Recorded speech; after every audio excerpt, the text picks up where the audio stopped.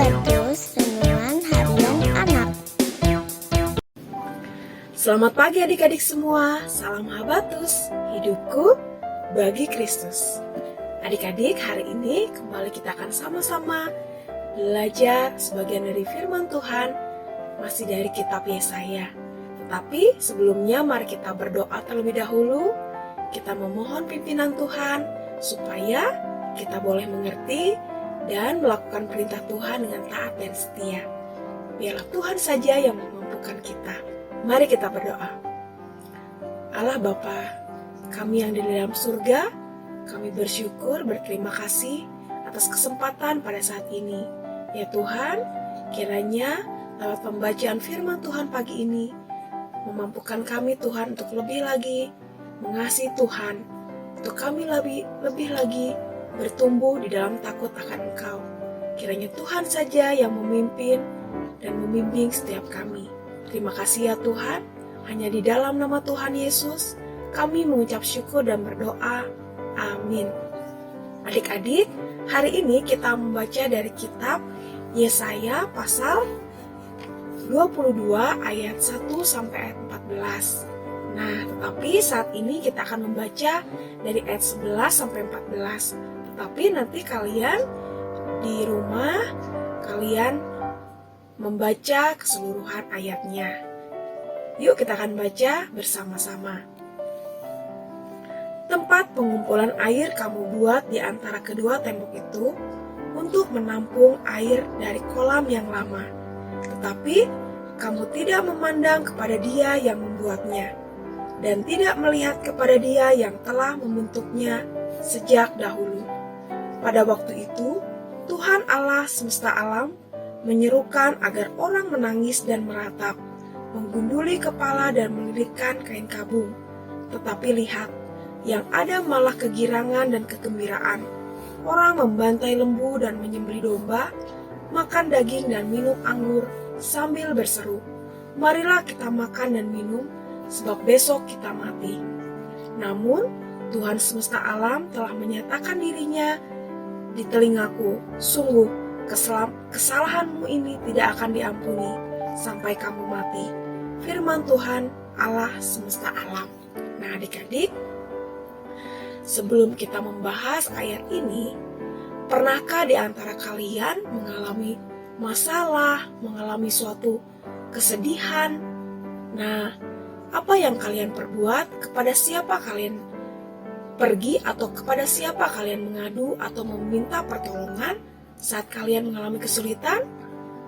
Apakah kepada teman, kepada sahabat, kepada orang tua, atau malah mengandalkan kekuatan sendiri, bersedih berlarut-larut, mencari pertolongan kepada orang-orang yang dianggap bisa menolong? Nah, adik-adik, kalau kalian masih melakukan seperti itu, ini sama seperti apa yang dilakukan oleh orang-orang Yerusalem. Nah, ini nubuatan Nabi Yesaya, penglihatan yang Tuhan Allah berikan. Karena apa adik-adik?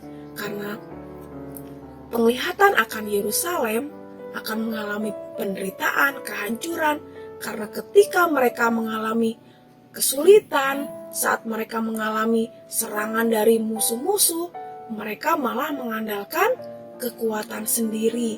Mereka malah membangun tembok-tembok, mereka malah mengandalkan kereta berkuda, mereka malah mengandalkan kekuatan sendiri, dan yang lebih parahnya, mereka mengandalkan bangsa-bangsa tetangga sebagai penolong mereka.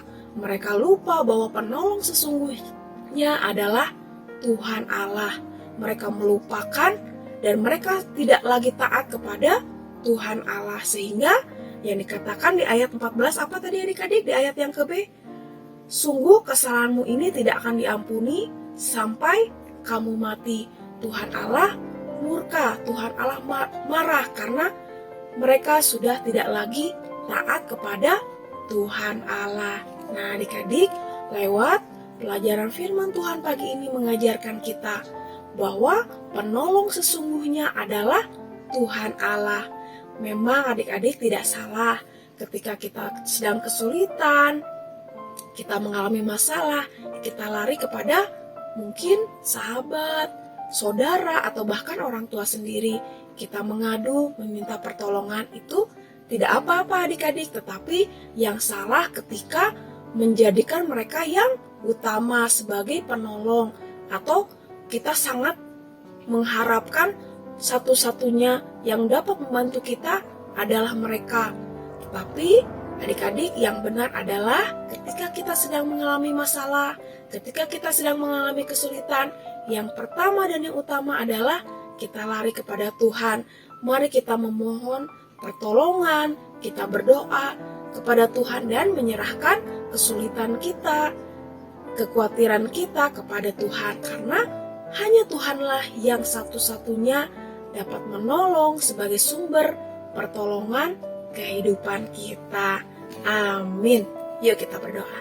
Terima kasih ya Tuhan, buat firman Tuhan pagi ini mengajarkan kami bahwa sesungguhnya satu-satunya penolong yang hebat, yang berkuasa adalah Engkau. Ampuni kami Tuhan, kalau kami masih mengandalkan orang-orang di sekeliling kami yang bisa menolong. Terkadang kami lupa, kami lebih dulu datang kepada orang-orang, kepada orang tua kami, mungkin kepada teman kami, atau kepada sahabat kami. Ampuni kami Tuhan, dan lewat pembacaan Alkitab pagi ini, ajar kami Tuhan, dan terus ingatkan kami bahwa hanya Engkau lah satu-satunya penolong. Terima kasih ya Tuhan buat firman Tuhan pagi ini. Hanya di dalam nama Tuhan Yesus, kami mengucap syukur dan berdoa. Amin. Sampai jumpa adik-adik di renungan Habatus selanjutnya. Tuhan Yesus memberkati. Habatus